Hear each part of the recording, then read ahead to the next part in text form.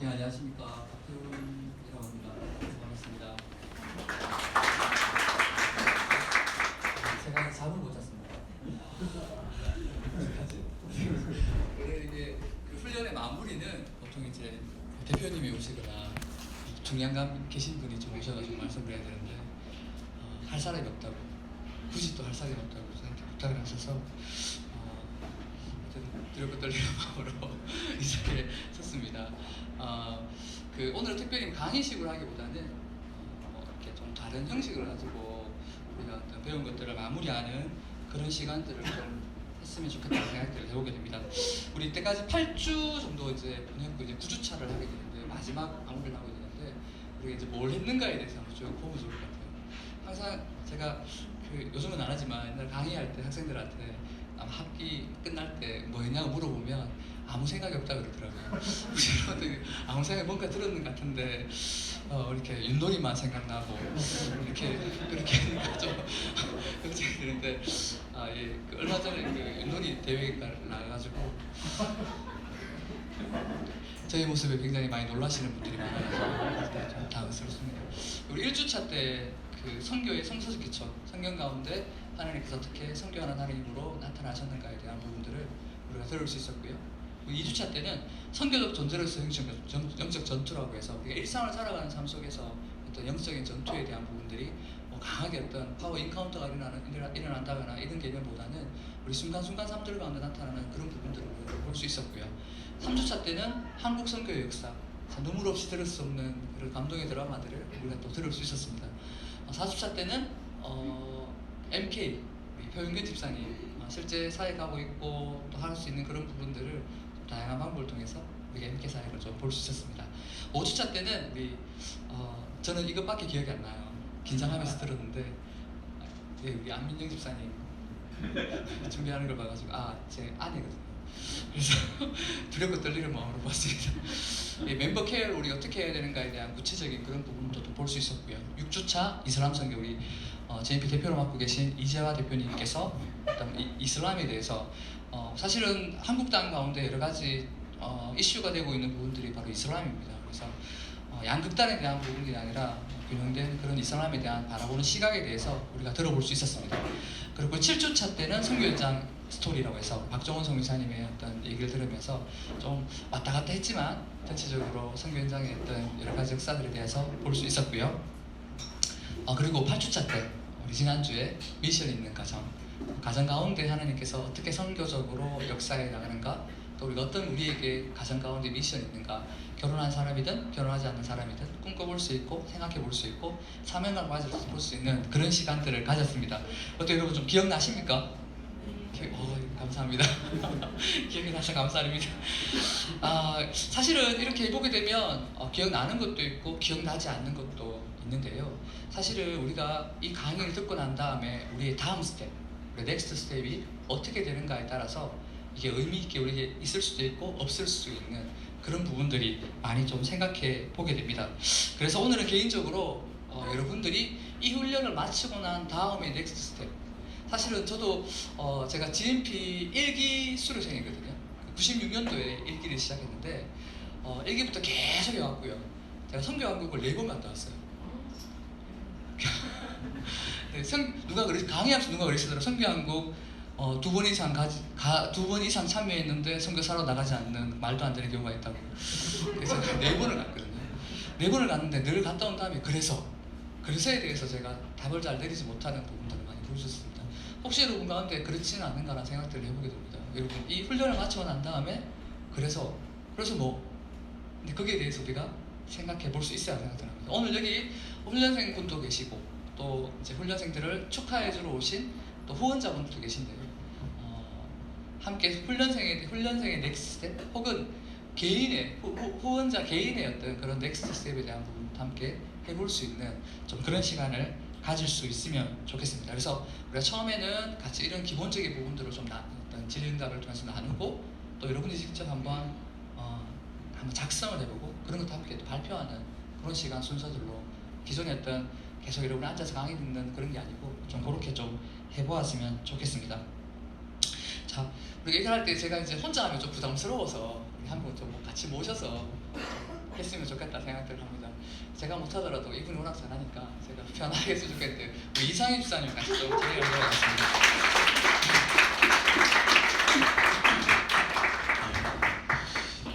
뭐 혼자 잠 못 자도 되는데 굳이 같이 잠 못 자게 하려고 저를 또 부르셔가지고요. 진행을 한번. 네, 그럼 우리 처음에는 뭐 서로 질문하면서 우리 질문들을 한번 좀 생각해봤거든요. 그래서 가장 선교 헌신자들이라든지 어떤 선교 관심자들이 가질 수 있는 질문들을 저희가 조금 모아서 그것들을 대신 저희가 질문하고 답하는 그런 방식으로 좀 진행을 좀 하도록 하겠습니다. 첫 번째 질문 우리 이상희 집사님한테 제가 좀 질문을 던져보겠는데요. PS 훈련을 우리가 다 받았는데 PS 훈련 받으신 분들 중에 이제 헌신자들이 분명히 있을 겁니다. 여러분 곳곳에 하면서 제가 커밍아웃 하시는 분들을 많이 봤거든요. 중학교 때 헌신했다, 고등학교 때 헌신했는데 잊어버렸는데 생각났다. 아마 대부분 다 한번 뜨거운 집회에 가서 한번 그런 경험들을 하셨을 것 같은데요. 나는 헌신자인데 어떻게 해야 할지 모르겠다. 넥스트 스텝 어떤 게 있을까요? 예, 선교 헌신자의 넥스트 스텝 뭐 일단은 두 가지를 제안드리고 싶은데요. 첫 번째는 그 멘토링 프로그램을 이렇게 넥스트 스텝을 넘어가는 방법이 하나 있고요. 그 다음에 하나는 이제 선교단체에 어레인지하는 거죠. 여기 이제 그 저희가 갖고 있는 넥스트 스텝에 대한 멘토링 프로그램에 대한 그 내용은요. 요 글로벌 미션 핸드북이라고 이 책이 그 헌신자들이 어떻게 준비되어서 선교 현장으로 나가는지 그 과정 속에서 자기의 미션 포트폴리오를 잘 찾아갈 수 있도록 제안해 놓은 책입니다. 그래서 이런 책의 내용들이 타문화 선교사가 되기 위한 준비 과정, 영성 형성, 사역 정체성 발견하고 문화와 단기 선교, 교육과 후원을 어떻게 받고 또 후원을 어떻게 모집하는지, 그리고 교회와 어떻게 선교 단체와 어떻게 관계를 맺고 선교로 나가는지, 그리고 자기의 사역의 역할과 이런 것들을 어떻게 개발할 건지 하는 내용들에 대한 내용이 나와 있거든요. 이런 것을 통해서 GMP의 넥스트 스텝 가운데서 헌신자들이 조금 더 구체적으로 자기 개인별로 준비할 수 있는 요거 하나와 뭐 굳이 이런 멘토링 프로그램이 아니더라도 사실은 선교 단체에 어레인지하는 것이 상당히 저는 중요하다고 봅니다. 그래서 두 가지를 제안드리고 싶습니다. 그렇다면 멘토링을 받으면 내가 뭐 선교에 어떻게 해야 되는지 그리고 무엇을 준비해야 되는지 구체적으로 알 수 있다는 그런 말씀입니까? 그렇죠. 이게 사실 멘토링이라는 게 왜 필요하냐면 우리 요즘 그 선교 현장에서 지금의 선교 환경 가운데 가장 이슈가 뭐냐면요. 어떤 선교사를 보낼 것인가. 이게 지금 가장 큰 이슈입니다. 왜 그러냐 하면 과거에 우리가 헌신했을 때 이렇게 그냥 헌신하면 나를 훈련시켜서 나를 보냈던 그런 시대가 아니라 지금은 선교 현장이 원하는 선교사가 분명히 있습니다. 근데 사실 이걸 개인적으로 준비하다 보면 뭘 준비해서 저기에 어떻게 내가 맞춰져 가야 되는지를 사실 모르고 있어요. 그래서 이 멘토링을 하는 가운데서 내가 준비해야 될 시간을 확실히 줄일 수 있습니다. 이게 개별적으로 준비한다고 하지만 우리가 경험하지 못했던 거잖아요. 선교사로 간다는 것이. 그래서 사실은 멘토가 가장 중요합니다. 가이드가 가장 중요합니다. 그래서 그런 시간들이 여러분들한테 그 헌신자들한테는 꼭 필요하다는 거죠. 그렇다면 가이드의 중요성을 지금 말씀하시는 것 같은데요. 그렇다면 선교단체를 통해서는 어떻게 뭐 선교에 나갈 수 있는 건가요, 그러면? 예, 선교단체 어레인지 하는 것도 하나 중요한 포인트인데, 근데 이제 선교단체 어레인지 한다고 하면 대부분 헌신자들이 되게 부담스러워해요. 그게 무슨 말이냐 하면 내가 이 선교단체를 어레인지해서 들어가면 바로 선교사 나가야 되는 줄 알거든요. 이건 오해입니다. 이게 사실 오해예요. 그리고 선교사 그렇게 쉽게 보내주지 않습니다. 네. 요즘은 원하는 선교사를 전략적으로 보내야 되기 때문에 과거에 우리가 헌신했던 방향과는 분명히 좀 다릅니다. 그래서 어레인지를 해서 선교단체에 들어가게 되면 지금 현재 선교의 이 흐름들을 이해할 수 있죠. 그래서 그 이해 가운데 있어야지만 자기가 더 구체적으로 지금 하나님이 보내시는 선교사들이 어떤 선교사들이구나 라는 걸 알아야 자기 역량에 맞게 더 구체적으로 이제 준비할 수 있게 되는 거거든요. 그렇다면 지금 우리 GMP라는 단체를 통해서 와 있는데요. 또 오늘도 보니까 이제 다른 단체에 계신 분들도 있고 오셨는데, 그럼 GMP는 어떤 사람이 선택하면, 물론 이제 모두가 선택하면 좋겠지만 어떤 사람이 선택하면 좋을지에 대해서 좀 소개해 주면 좋을 것 같습니다. 예, 그 GMP가 이제 저희가 이렇게 보면 GMF 산하에 있는 개척 선교회거든요. GMP가 저희가 이제 어떻게 만들어지게 됐냐면 우리 잘 아시는 우리 뭐 이태용 목사님이라든지 뭐 그 하용조 목사님, 옥하는 목사님, 홍정길 목사님 이런 목사님들이 모여서 이 GMF를 전체적으로 이렇게 세팅하셨었거든요.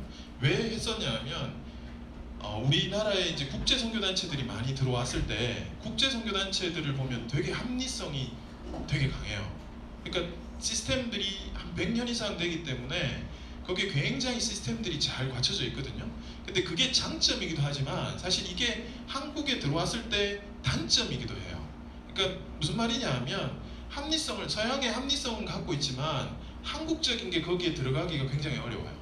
그래서 우리가 이제 한국인으로서 우리한테 주신 하나님의 그 특성들이 있잖아요. 뭐 예를 들면 이제 우리가 저돌적으로 개척을 한다거나 이런 개척 정신들이 우리나라 선교사님들이 되게 강하거든요. 근데 사실 그런 것들을 이 외국 선교 단체가 다 받아내기는 어렵죠. 그래서 사실 외국 선교 단체의 단점과 이 국내 선교 단체의 좀 장점들을 잘 활용할 필요가 있다라고 해서 사실 이렇게 GMP가 만들어진 겁니다. 물론 이제 우리가 뭐 서양 단체들을 보면 국제 단체들을 경험해 보면 이게 100년 이상 됐기 때문에 시스템도 좋고 또 특히 멤버 케어 관점에서는 사실은 국제 단체 훨씬 좋은 게 사실이에요. 근데 뭐 그러니까 멤버 케어가 저희가 약하지만 사실 저희 GMP라는 단체가 또 부담이 적은 거는 그 이중 언어에 대한 부담들은 확실히 적거든요. 왜냐면 국제 단체를 하면 영어도 해야 되고 또 현지를 해야 돼요. 근데 우리는 이제 영어에 대한 부담들은 조금 이제 낮고 현지어를 바로 하면 되니까 그런 이제 장점도 있지만 또 단점으로 이제 생각되는 게 멤버 케어인데 사실 멤버 케어는 이번에 우리가 이제 이 PS 과정 가운데 멤버 케어를 배웠지 않습니까? 멤버 케어는 저는 개인적으로 봤을 때는 오히려 선교사님들 안에서도 멤버 케어가 가능하지만 오히려 이 후방에서 더 멤버 케어가 더 잘 이루어져야 된다. 그런 관점들이 이제 중요한 것 같아요. 그래서 GMP가 이제 저희가 그런 것들을 좀 마련해 나가려고 이번에 이제 멤버 케어 관점도 같이 훈련 속에 지금 넣었던 거거든요. 그래서 뭐 여러분들 선택을 이렇게 하거나 뭐 저렇게 하실 수는 있을 것 같지만 이 GMP가 주는 장점들이 분명히 있습니다. 제가 멤버 케어 얘기가 잠깐 나와가지고 이제 제가 다시 한번 역으로 한번 질문을 좀 드리고 싶은데요. 사실 멤버 케어를 한다라고 하는 것을 우리가 나가지 않는 헌신자가 아니라면 내가 멤버 케어를 할 수도 있겠구나. 이제 그런 관점이 우리가 갖고 있지 않습니까? 근데 멤버 케어를 이렇게 하려고 하다 보면 내 마음속에 어떤 마음이 드냐면 아니 그 멤버 케어 하는 게 그렇게 뭐 선교의 일이냐고 뭐 이렇게 생각할 수도 있거든요. 근데 그런 부분에서 어떻게 생각하시는지 제가 궁금합니다. 예, 사실 제가 지금은 케이크집을 하고 있는데 원래 제 전공이 이제 교량하고 이제 교량 구조 뭐 이런 것들을 사실은 저작년까지 학생을 가르치기도 하고 연구를 했었습니다. 제 연구 분야 중에 하나가 LCC라는 어떤 연구 분야가 있는데요. 그게 뭐냐면 라이프 사이클 코스트라는 어떤 생애 주기 비용이라는 표현을 쓰는 그런 어떤 전공이 있습니다. 이 전공이 사실 옛날부터 별로 각광받지 않는 전공이었거든요. 그런데 어느 사건을 통해서 굉장히 이게 저희 어떤 이 토목공학대에 굉장히 중요한 어떤 연구가 나오기 시작했습니다. 그게 뭐냐면 성수대교 붕괴 사건입니다. 이 생애 주기 비용이라는 게 뭐냐면 전 세계에 걸쳐서 얼마큼의 비용이 드느냐에 관한 부분입니다. 성수대교가 무너지기 전까지는 무조건 지어놓고만 하면 그대로 관리하지 않습니다. 그냥 쭉 절대 부서지지 않을 거라 생각합니다. 혹시 여러분 오늘 수성교나 여러 가지 다리를 지날 텐데 하루에 뭐 여러 다리를 몇 번 지나게 하는데 지나시면서 혹시 이 다리 무너지면 어떻게 해라 생각해 보신 적 있어요? 아마 단 한 번도 없을 겁니다. 한 번도 없는데 만드는 사람도 똑같아요. 만들어 놓으면 그게 부실이 되든 어떻게 되든 만들어 놓으면 절대 부서질 리가 없다라고 생각하고 만듭니다. 근데 그게 성수대교 때 이게 완전히 박살나 버렸어요. 진짜 다리가 무너진 거예요. 이런 사건을 통해서 굉장히 어떤 생애 주기 가운데 아무리 비싼 다리를 만들어 놨더라도 그 다리를 관리하지 않으면 비용을 들여서 관리하지 않으면 그 다리는 부서질 수 있구나라는 생각들을 하게 된 겁니다. 자, 그런 생각들을 하게 되면서 사실은 이제 저는 이게 멤버 케어 관점으로 좀 보게 됐어요. 그게 뭐냐면 사실은 선교사가 우리가 파송할 때 단 한 명도 이 선교사가 문제가 생길 거라는 생각들을 하지 않습니다. 보내놓고 나면 알아서 잘 하겠지라는 생각들을 합니다. 그리고 연락 한 번씩 오면 잘 살아있네 이런 생각들을 한다는 거죠. 하지만 선교사들이 문제가 일어날 수가 있습니다. 교량이 부서질 수가 있는 것처럼 아무리 잘 지어도 부서질 수가 있는 것처럼 성수대교도 관리하지 않아서 부서진 거거든요. 그래서 동일하게 선교사들도 동일하게 관리받지 않으면, 또 선교사들도 케어해주지 않으면 문제가 생길 수 있다는 거예요. 문제가 생길 수 있는 사람도 관리되어지고 케어되어지면 문제가 없어질 수 있다는 겁니다. 그런 관점에서 보면 멤버 케어는 선교에 굉장히 중요한, 어쩌면 이게 이 관리를 통해서 전체의 어떤 우리가 효율적인 하나님 나라의 완성의 관점에서 굉장히 중요한 선교의 영향이라고 볼 수 있다고 저는 생각합니다. 네, 굉장히 좋은 인사이트인 것 같습니다. 그러니까 보내놓고 우리가 관심이 없어서 안 되고, 그렇게 됐을 때 사실은 선교사님에 대한 우리가 기대가 굉장히 높아서 당연히 선교사님을 보내놓으면 선교사님은 튼튼하다 이제 이렇게 생각했던 것 같은데, 그런 관점에서는 우리가 이제 협력하는 게 이게 좋은 선교의 모델이다. 그게 멤버 케어고, 그게 이게 여기 보내는 자로서의 또 역할이다. 이렇게 이제 좋은 인사이트를 주신 것 같은데, 그러면 사실 이제 멤버 케어를 우리가 아직까지는 시작을 안 해본 입장에서 이게 어떻게 멤버 케어로 내가 들어갈 수 있는지 조금 더 이제 구체적으로 가이드를 좀 한번 설명을 해주시면 좋을 것 같습니다. 예, 저는 멤버 케어를 한 3단계 정도로 좀 나누고 싶습니다. 레벨 1, 레벨 2, 레벨 3로 좀 나누고 싶은데요. 이게 뭐 제가 나눈 겁니다. 이게 뭐 있는 게 아니고. 첫 번째 레벨 1은 대면적 어떤 비대면적 선교라고 보시면 되겠습니다. 직접적으로 선교사를 만나지 않는 가운데 섬김인 거죠. 가장 대표적인 거는 기도 편지입니다. 여러분 기도 편지를 많이 보실 텐데요. 기도 편지를 정독하는 것이 저는 개인적으로 멤버 케어의 시작이라고 보고 있습니다. 멤버 케어를 정독하고 버리지 않고 가지고 있다가 선교사를 만났을 때 기도 편지 가운데 있는 아이의 이름을, 그게 이제 기도 제목 중에 나와 있는 현지 아이 이름이라든가 선교사님이 있었던 그런 사역의 이름을 얘기해 줄 때, 선교사님은 굉장히 거기에서 많은 격려를 받게 됩니다. 그거는 사실은 이제 나를 잊지 않고 있구나 라는 어떤 우리의 어떤 선교사님의 어떤 그런 반응으로 보실 수 있는 거죠. 또 우리가 얼마 전에 했던 것처럼 MK한테 선물을 준다거나 크리스마스 때, 아니면 어린이날 때 선물을 보낸다거나 크리스마스 선물을 보내는 거 이 자체도 선교사님이 그 선물을 받을 때 이 사람들이 나는 잊혀진 존재가 아니구나, 어떤 그런 생각들을 할 수 있다는 거죠. 그런 것들이 사실은 어떤 비대면적 섬김 레벨 1이라고 생각하고 있습니다. 조금 더 업그레이드 된다면 레벨 2에서는 이제 대면적인데 수동적인 어떤 그런 관계라고 생각해 볼 수 있습니다. 그래서 안신년 선교사가 한국 들어왔을 때 함께 식사를 한다거나 어떤 그런 선교사와의 간단한 만남을 통해서 어떤 선교사를 격려하는 그런 부분도 될 수 있습니다. 혹은 본인이 가지고 있는 은사를 이용할 수도 있습니다. 대학생이라면 MK들에게 좋은 이모와 삼촌이 될 수도 있고요. 또 어떤 자기가 가질 수 있는 간단한 예를 들면 과자를 만드는 쿠킹 클래스를 한다거나, 혹은 내가 PPT를 굉장히 잘 만든다면 선교사님들이 결국에는 제 본국에서 와서 안식년에서 본인의 교회에서 사역 보고할 때 굉장히 어떤 좀 잘 만든 PPT를 사실은 도와줄 수가 있습니다. 그런 일들을 한다거나 컴퓨터를 도와준다거나 동영상을 제작한다거나, 요즘 다 동영상을 하잖아요. 선교사님들이 잘 못하기 때문에 그런 것들을 도와줄 수 있는 이런 것들이 이제 레벨 2의 어떤 정도라고 생각을 하고요. 레벨 3는 이제 대면적이면서 능동적인 그런 걸 볼 수 있어요. 이런 것들은 선교지의 특수한 상황이나 선교지의 특수한 어려움들이 있을 때, 내가 만약에 한 가정을 이루고 있다면 목적이 있는 휴가를 떠나는 겁니다. 그 선교사한테 가서 함께 시간을 보내는 일들, 굉장히 적극적 능동적인 일들이죠. 그래서 함께 교제 나누고, 특별하게 가서 이거는 어떤 현지 아이들, 현지 사람들에 대해서 하는 게 아니라 선교사님들을 향해서 같이 함께 교제하고 시간을 나누고 함께 얘기를 들어주는 것들을 통해서도 굉장히 많은 것도 될 수 있습니다. 또한 선교사가 왔을 때 잠깐 보는 것이 아니고 선교사님들이 게스트하우스가 굉장히 많이 필요하거든요. 그래서 근데 그 게스트하우스가 몇 달 있고 이런 건 없고, 이런 경우보다는 잠깐 이런 것들이 많아요. 그래서 한 일주일 정도 자기의 방 하나를 내드릴 수 있는 그런 것도 될 수 있겠죠. 또 은사에 따라서 선교사를 상담해 줄 수 있습니다. 그래서 직접적으로 내가 상담의 은사가 있다면 상담해 줄 수도 있고, 전문적으로. 혹은 내가 가지고 있는 어떤 전문 지식들, 건축이라든가 교육이라든가 자전관계, 건강, 이런 부분도 상담해 줄 수 있고, 혹은 내가 못할지라도 내가 속해 있는 커뮤니티 가운데서 실질적으로 그런 사람들을 네트워킹 해주고 연결해 줄 수 있는 좀 그런 부분들이 될 수 있습니다.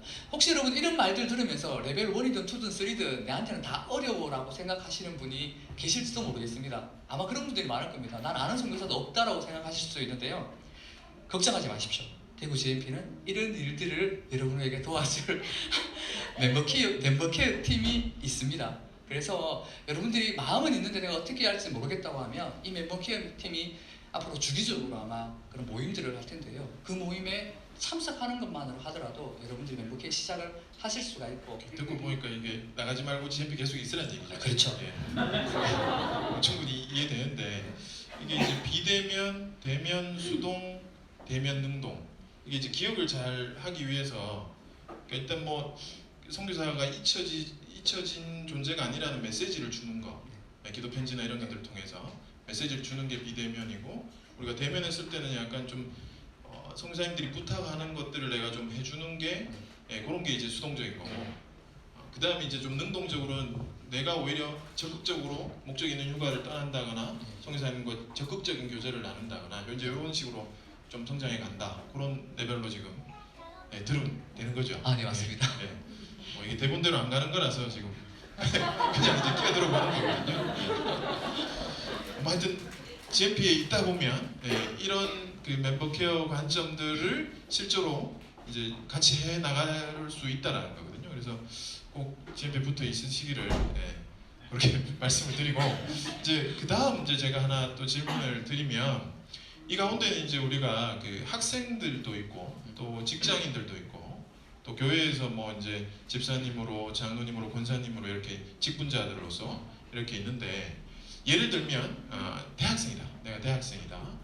대학생인데 내가 이 PS를 듣고 나서 좀 더 넥스트 스텝으로 이 선교적 무브먼트를 어떻게 할 수 있는지 그걸 한번 여쭤보고 싶습니다. 네, 대학생뿐만 아니라 뭐 중고등학생도 동일하게 저는 똑같다고 생각합니다. 가장 손쉽게 아니면 조금 어렵지만 반드시 좀 했으면 좋은 것이 바로 단기 선교입니다. 실제로 선교지에 가서 선교지를 경험해서 기도 편지를 받아보는 거. 아까 말했던 선교지에 직접 선교사를 만나보고 돌아오신 선교사를 만나는 것은 굉장히 차이가 큽니다. 그래서 가능하시다면 대학생 때 혹은 고등학생 때라도 아니면 대학생들이죠. 단기 선교에 꼭 참여하라고 저는 개인적으로 말씀을 좀 드리고 싶습니다. 또한 그 어떤 혹시 전공을 하고 있다면 대학에서 하는 여러 가지 인턴십 프로그램들이 많은 걸로 알고 있어요. 특히 해외에 하는 그런 프로그램들에 적극적으로 그래서 타문화권의 이해들을 조금 경험해보는 그런 일도 추천해보고 싶고요. 또 가장 중요한 것 중에 하나가 이제 기도회에 참석하는 겁니다.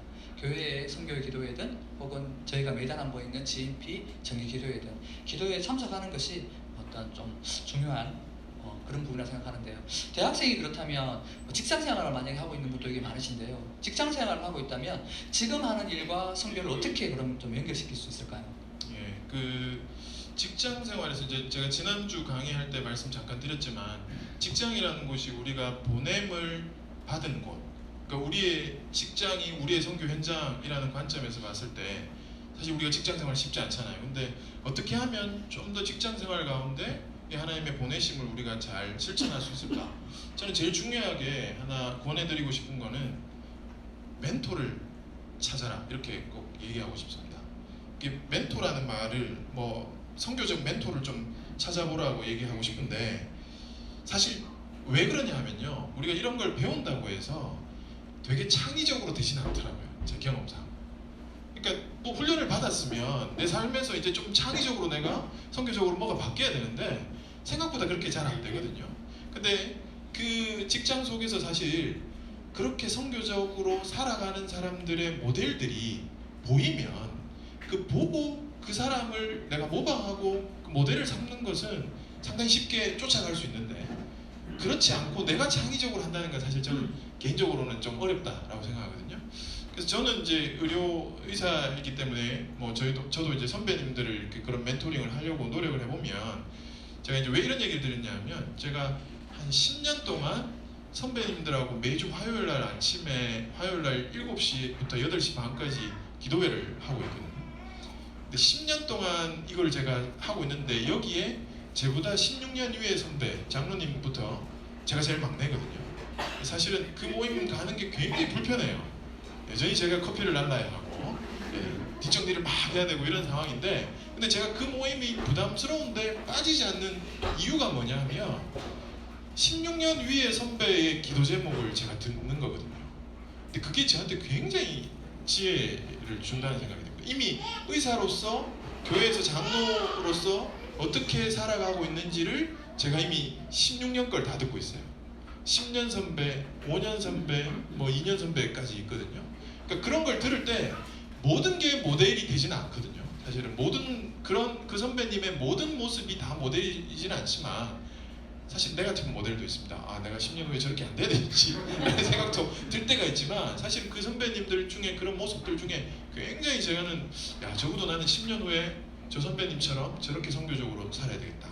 이게 저한테 하나 꽂히기 시작하니까 제가 그걸 놓고 이제 기도하기도 하고 준비할 수 있는 이제 확실한 가이드를 본 거죠. 모델을 본 거죠. 그래서 저는 직장 생활 가운데 선교적 멘토를 찾거나 만약에 멘토가 없다라고 생각이 되면 비슷한 생각을 하는 사람들은 분명히 있습니다. 그러니까 그런 사람들과 같이 러닝 커뮤니티를 한번 해봐라.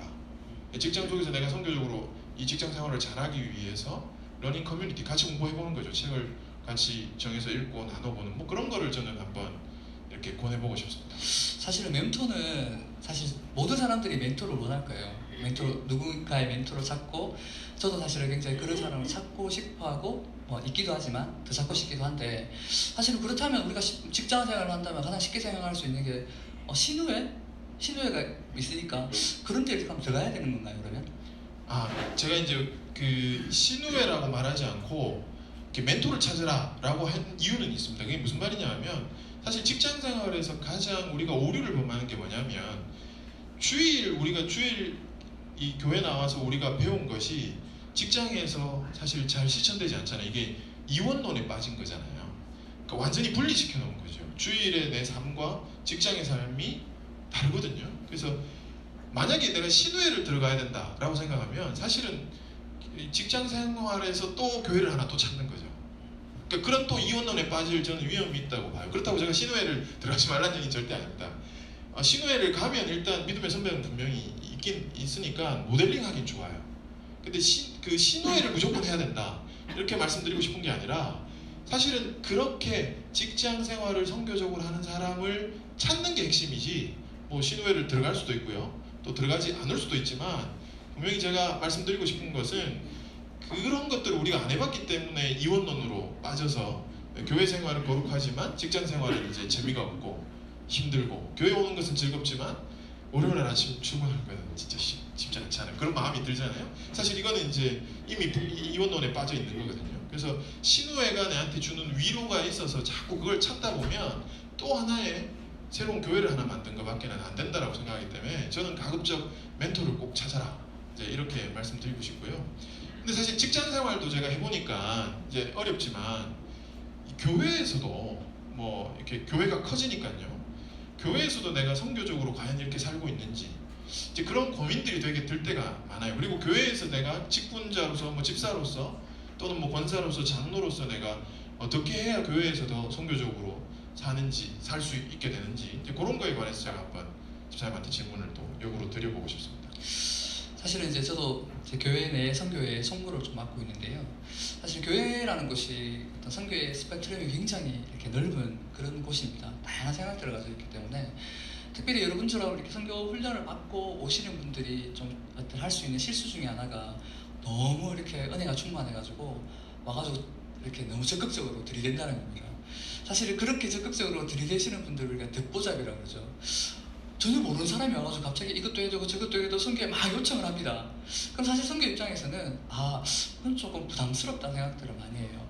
그래서 만약 여러분들이 집사로서 혹은 또 성도로서 혹은 또 청년의 어떤 또 청년들로서 좀 했으면 하는 바람들이 있다면 인정받는 자가 됐으면 좋겠습니다. 그래서 여러분 교회에서 정해놓은 룰들대로 제자훈련을 한다거나 그곳에서 먼저 시작을 하셨으면 좋겠습니다. 그래서 그곳에서 자연스럽게 주변에 있는 사람에게 선교적 역량을 발휘하고 또 선교적인 마인드를 같이 얘기 나누고 또 만약에 어느 정도 그런 분위기가 될 수 있다면 작은 기도의 모임을 시작할 수 없다면 기도 모임이 없다면 선교 기도의 모임이 없다면 그런 기도 모임들을 시작해 나갈 수 있었으면 좋겠다고 생각되게 됩니다. 특히 교회는 사실은 우리가 교회를 또 다른 우리의 선교지로 생각하고 좀 접근을 해야 되지 않을까 생각을 합니다. 너무 예수님께서 성육신 하신 것이 우리의 선교적 굉장히 중요한 하나의 그 모델이 되었듯이 동일하게 우리도 교회를 향해서 사실은 많은 스펙트럼이 넓은 사람들 가운데서 어떤 우리가 알고 있는 지식들을 조금 낮추어서 그들의 시각으로 얘기해 줄 필요가 있다는 겁니다. 그렇게 하다 보면 어느 순간 여러분의 얘기에 관심을 기울이게 되고, 또 여러분의 얘기에 관심을 기울이게 되면 여러분들이 어떤 선교위원회가 없는 곳이라면 선교위원회를 구성해 볼 수가 있고, 기도회가 없는 곳이라면 선교 기도회를 만들 수 있고, 그러다 보면 여러분들의 얘기에서 선교사를 파송하는 단계까지, 혹은 선교사를 구체적으로 후원하는 단계까지 가야 되는 부분들인데, 갈 수 아마 되지 않을까 생각합니다. 근데 그 과정들이 사실 굉장히 긴 과정들입니다. 어려운 과정들이고 시간이 많이 걸리는 과정입니다. 그렇기 때문에 참 인내가 필요한 곳이 저는 교회가 아닐까라는 그런 생각들을 좀 해보게 됩니다. 그렇죠. 제가 옆에서 이제 박태훈 집사님을 이렇게 청년 때부터, 고등학교 때부터 이렇게 보고 있으면서, 이제 선교에서 교회적으로 우리가 이렇게 선배들한테 배우고, 또 이 선배들이 그렇게 제자 훈련하고 공동체 훈련을 열심히 하고, 그 가운데 선교적인 무브먼트를 하면서 기도회를 만들고 선교회를 이끌어가고, 그러면서 이제 교회 선교위원회에 들어가고, 이제 선배님이 들어가니까 후배 입장에서 이제 따라 들어가는, 그러니까 이 과정들이 이제 쭉 방금 얘기하신 건데, 이게 하루아침에 되지 않는다는 거잖아요. 그래서 가장 기본적인 것은 어쨌든 우리가 그리스도의 제자로서 또 제자 훈련을 받고 그 공동체에서 인정받을 수 있도록 잘 자리매김하는 게 우선이다. 그렇게 말씀해 주신 것 같습니다. 지금까지 이제 저희가 뭐 헌신자든, 그죠? 헌신자든 또는 헌신하지 않아서 이 땅 가운데서 우리가 어떻게 선교적으로 살아야 되는지, 학생으로서 또는 직장인으로서 또 교회의 직분자로서 이제 그런 이제 그 넥스트 스텝에 대해서 저희가 방금 나눠봤거든요. 지금 이 시간에는 이제 여러분들이 개별적으로 자기들이 내가 넥스트 스텝을 어떻게 할 건지를 이제 한번 찾아보는 거거든요. 그래서 제가 그 시트지를 하나 지금 돌려드릴 건데, 한철호 선교사님 책을 제가 요약했습니다. 한철호 선교사님 책 중에 선교 아이디어라는 책이 있습니다. 그래서 그 책에 나오는 그 무브먼트, 넥스트 스텝에 대해서 제가 쭉 그 리스트업을 해놨습니다. 이 내용을 한번 이렇게 보시고요. 제가 이제 시간을 한 10분 정도, 10분에서 한 15분 정도 드릴 수 있거든요. 여러분들이 뒤쪽에 이게 내가 이걸 잘 캐치하면 괜찮은 내용일 것 같다, 또는 내가 여기에 나오지 않는 내용들 중에서 내가 넥스트 스텝으로 어떤 거를 하기를 원한다, 이제 그런 것들을 한번 시간을 드릴 테니까요. 한번 작성을 해보시고, 이 중에 저희가 이제 우리 발표를 이제 시킬 겁니다. 우리 조아라 조장님 쪽에서 2분, 그 다음에 우리 최영국 조장님 조에서 2명, 이렇게 해서 이제 4명을 제가 한 10분, 15분 후에 이 자리에서 불러내서 한번 개별 발표를 한번 하도록 하겠습니다. 우리 후원자님들도 같이 한번 해보시죠. 거기에 이렇게 쭉 보시면 이런 게 우리가 선교적으로 사는 거다라는 내용들이거든요. 한번 쭉 보시고 같이 한번 해보시면 좋을 것 같습니다. 제가 시간을 드릴게요. 네, 제가 호명하겠습니다. 호명하겠습니다. 첫 번째, 우리 이마였자매 잠깐 나와서 본인이 작사한 거 잠깐 해주시면 좋을 것 같아요. 어떻게 해야 될지 몰라서 그냥 할 수 있겠다 싶은 건 동그라미 쳤어요. 그걸 다 읽어요. 동그라미 아주 많네요. 제가 2-3개 정도 생각했더니만 그래도 간단하게 그리고 자기 가장 뭐 할 수 있는 그런 부분들을 좀 자신 있게 할 수 있을 만한 그런 것들 2-3가지만 얘기해 주실 것 같아요.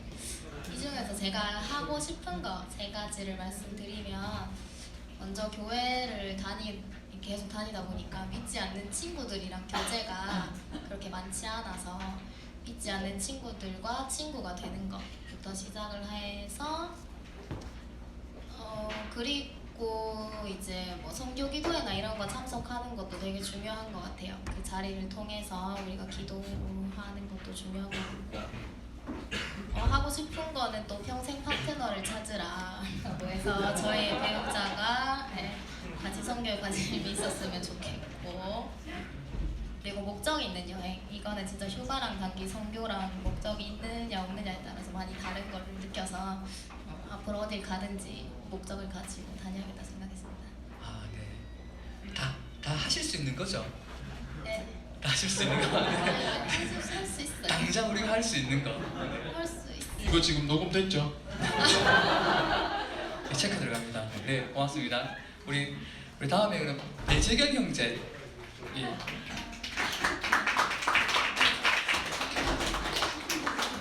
뒤에서 열심히 적고 있어가지고 의심스럽더라. 저 노는 건지 적고 있는 건지.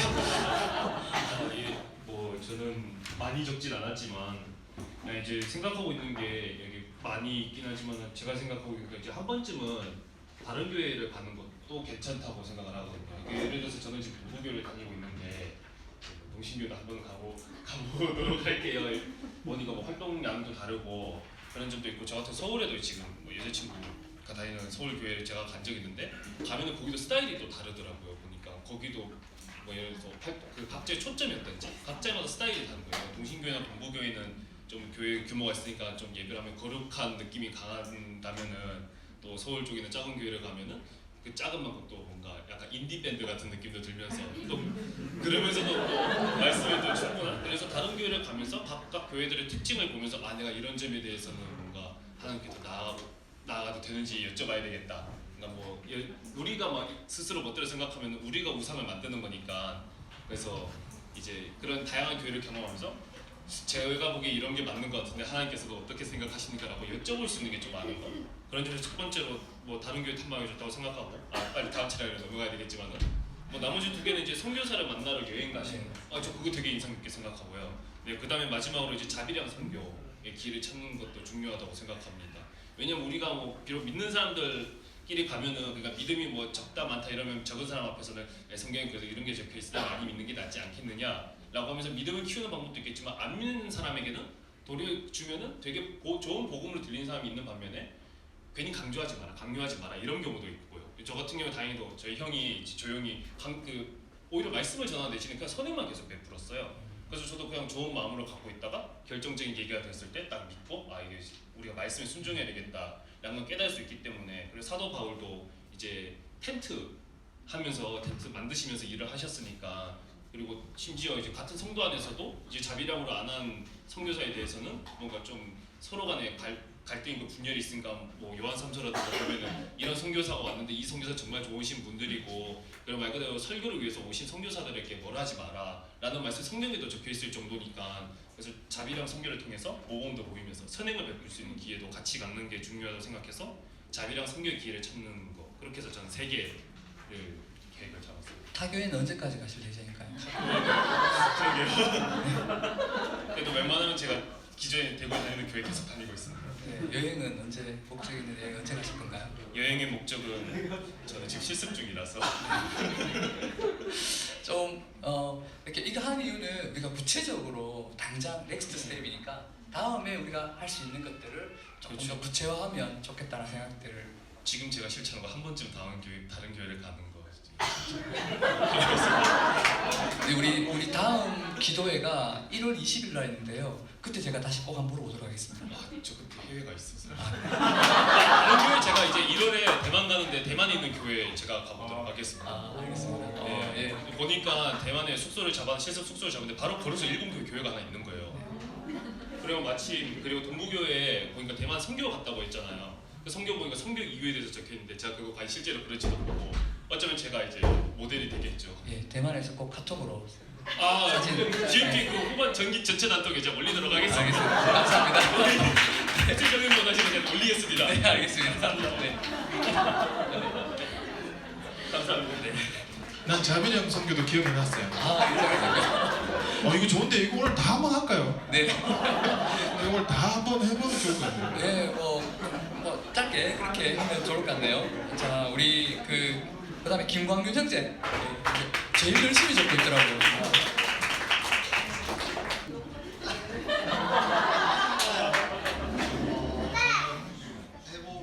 할 수 있고 해보고 싶은 거 좋고, 근데 해보고 싶은 거는 한 번쯤 다른 교회를 벗어나보라를 해보고 싶은데 이유가 제가 24년 동안 계속 동부교회를 계속 다녀서 다른 교회를 한 번도 가지 못했어요. 왜냐면 제가 지금 교회에 맡고 있는 게 좀 많아서 그런 부분에서 그냥 다른 교회를 가서 그 교회는 어떤지 그냥 이 교회는 이렇구나. 옮기고 싶은 건 아니고요. 살짝 있습니다. 살짝. 주사위 어떡하죠?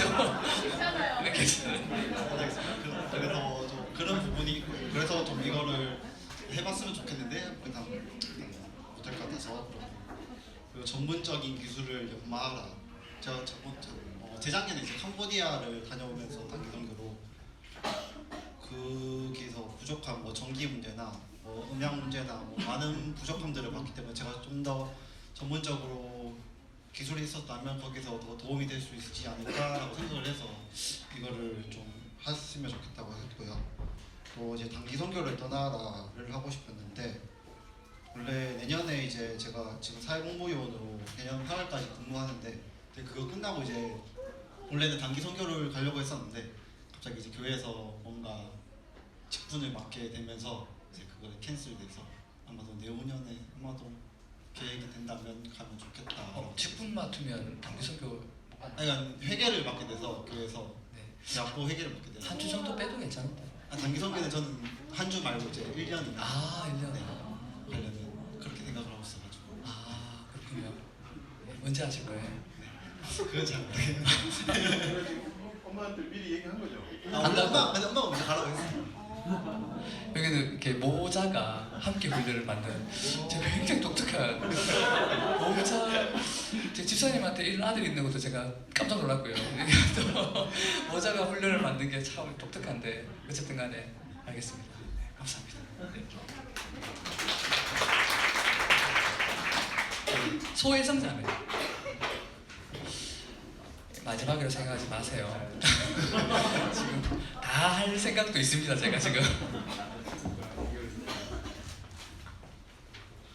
저도 자비랑 성교 체크했었고요. 지금 방금 체크한 거죠? 아니다, 그 이전에 체크를 했었고요. 저는 지금 학생인데 학생으로서 할 수 있는 게 그 성경을 읽으면서 선교적인 마인드로 읽어야겠다는 생각했고 먼저 제자 되기. 그래서 제가 먼저 자기를 부인하고 십자가를 지고 따르는 삶인 그런 제자도의 삶을 살아가는 게 여기서 할 수 있는 일 같아서 그걸 체크했고 또 선교사 전기 읽기 만약에 이게 너무 우리 구주 프로그램이 너무 짧아가지고 아쉬운데 만약에 길었다면 이 책을 같이 읽어도 되게 좋았을 것 같아요. 네, 저도 3개 이렇게 말할게요. 1월 20일까지 책 한 권. 제가 선교사 열전이라는 책을 보내드리고 있습니다. 한 1000페이지 정도 되는데 1월 20일까지 읽고 오시는 걸로 기도에 책 들고 오시는 걸로 제가 그래 이해하면 되죠? 1월 20일까지 책 읽어 들고 오시기. 일단 정기 한 권. 네, 정기 한 권. 알겠습니다. 감사합니다. 우리 몇 분 좀 시간이 받으러 좀 더 하면 좋겠죠? 네. 우리 형제는 소감을 우리가 나중에 좀 듣는 것 같아서 네, 우리가 박 집사님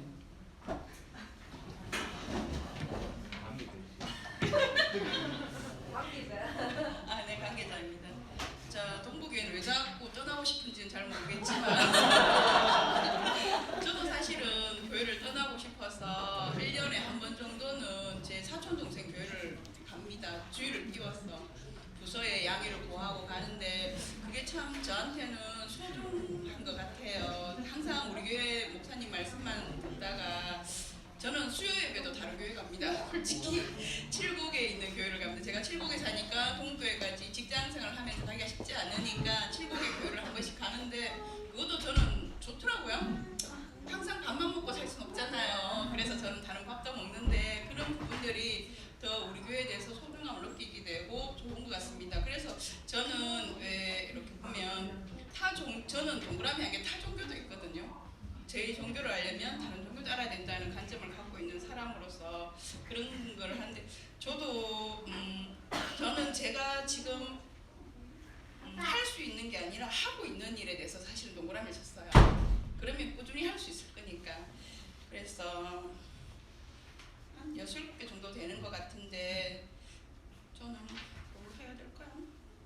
저는 저기 32번에 선교 커리큘럼을 개발하라. 여기에서 제가 지금 한 4가지, 5가지를 한 것 같아요. 그래서 제 버킷리스트에 있는 게 1년에 한 번씩 단교 선교 가는 게 제 버킷리스트에 있었고 사실은 직장생활을 하면서 그게 너무 힘들었었는데 한 3년 전부터 최소한 1년에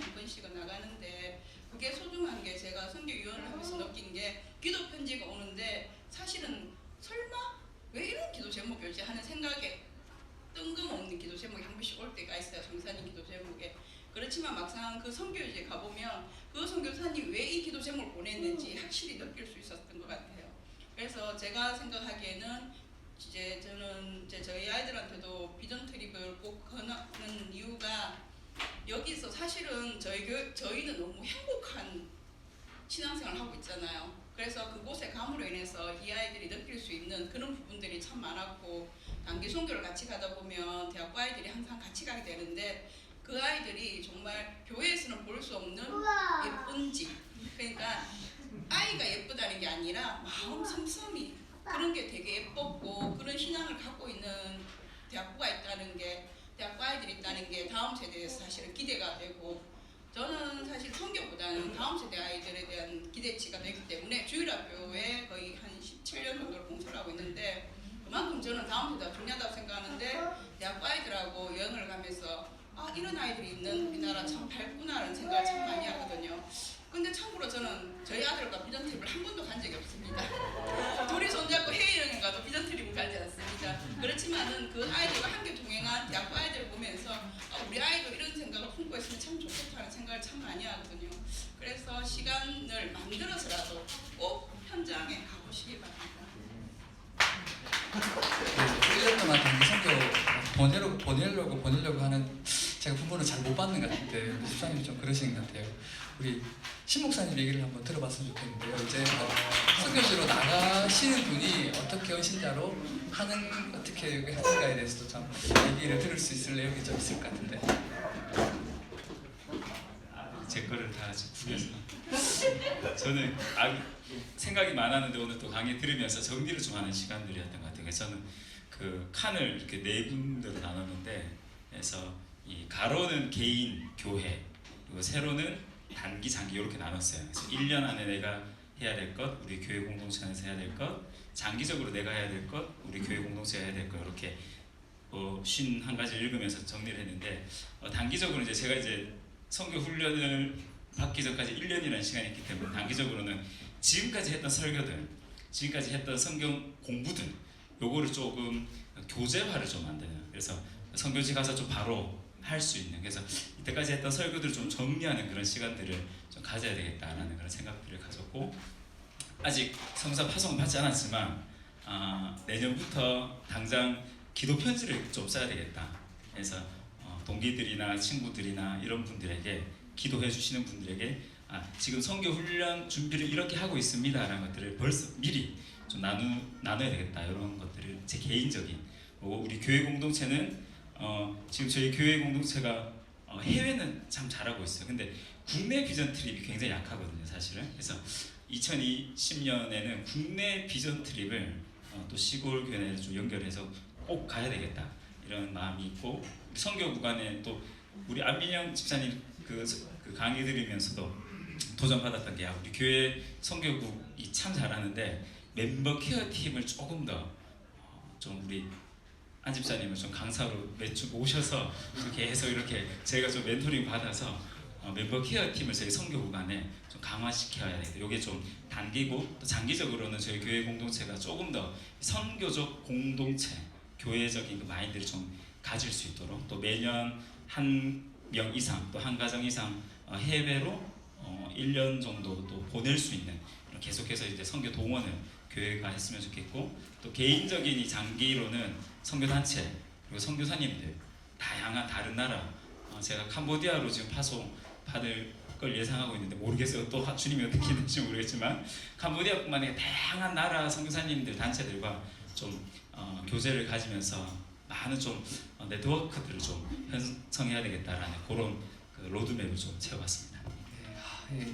경운교회 탁월한 행정 목사님이라고 제가 들었는데 행정이 딱 되는 것 같습니다. 제가 우리 간사님한테 긴급한 얘기를 들었는데요, 20일이 아니랍니다. 13일이랍니다. 다음 달 기도회까지 7일 오시고 13일까지 약속하신 분들, 20일까지 약속하신 분들 다 13일날 다 해오셨으면, 목사님 13일날 기도 편지 받아볼 수 있죠? 목사님 기도 편지 13일까지 받아볼 수 있죠? 예, 제가 12일날 도착합니다. 네. 한 군데 항상 그래요. 아, 예, 그러면 13일 날 따끈한 기도 편지를 아마 받아볼 수 있을 것 같습니다. 우리 이왕 했는 거 마무리 몇 분만 남았으니까 하고 끝냈으면 좋겠는데 우리 괜찮은가요? 뒤에 간사님 우리 더 해도 돼요? 안 된대요. 간사님 냉정. 나머지 내용은 우리가 나머지 분들은 13일 날 듣는 걸로 그렇게 좀 하도록 하겠습니다. 그 마무리를 좀 이제 하려고 하는데요. 저희가 이제 아까 전에 이제 혹시나 오해하실까봐 이 타교회를 가보라고 하는 얘기는 그 제가 이제 사실 그런 리서치를 좀 많이 하거든요. 제가 온누리 교회도 가고 소영로 교회도 가고 뭐 이렇게 교회에서 시키셔서 제가 가서 리서치를 해서 리포팅을 하고 하는 일들을 해왔기 때문에 그런 제가 이렇게 목적을 가지고 타교회를 한번 가보면 눈이 완전히 다르게 보입니다. 교회가 하나님이 어떻게 이 교회를 어떻게 쓰시는지를 이렇게 보려고 또 선교적으로 어떻게 쓰시는지 보려고 한번 이렇게 그런 목적으로 가보면 굉장히 다른 좋은 인사이트를 얻을 수 있고요. 그래서 그런 것들과 오늘 저희가 이렇게 발표하고 하는 내용들 중에 사실 선교라는 것을 우리가 같이 하면서 서로가 서로에게 멘토가 되고 서로가 서로에게 격려하고 도전하는 것 이것이 이제 함께하는 선교의 모델인 거거든요. 그래서 가급적이면 여러분들이 개별적으로 선교에 대한 멘토를 좀 이렇게 잘 만들어 가시고 찾아가시면 좋을 것 같고요. 제가 이제 슬라이드 하나 요거를 넣어놨었는데 스테이터스 코라는 단어가 있습니다. 라틴어인데 현상 유지, 체제 유지 이런 단어거든요. 이게 사실 우리가 지금 상태 훈련 받고 이렇게 공부하고 이렇게 하는 것이 일반인들한테는 이것도 사실 쉽지 않은 말이에요. 지금 유지를 잘하는 거, 이 세상을 유지하는 것도 쉽지 않은 말이지만 사실 이것은 그리스도인에게 옳지 않은 말이기도 하거든요.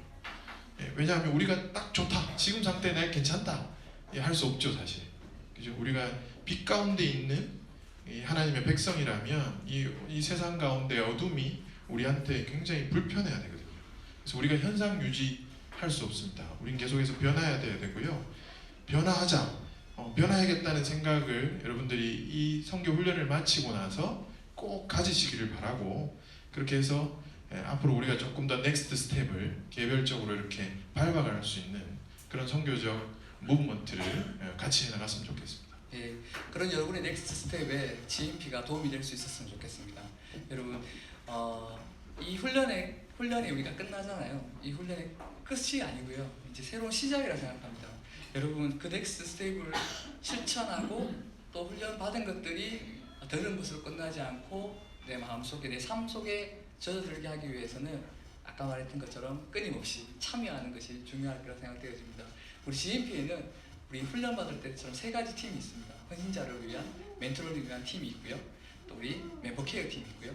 또 우리 M&M 팀이라고 있습니다. 동원과 행정을 위한 그런 팀이 있습니다. 이 팀이 앞으로 우리 정기적으로 운영됐거든요. 이 팀에 관심자들이 참석하시는 것으로 여러분의 넥스트 스텝에 굉장히 큰 도움이 될 수 있을 거라고 생각되어집니다. 긴 시간 경청해 주시고 참석해 주셔서 너무 감사드립니다. 감사합니다.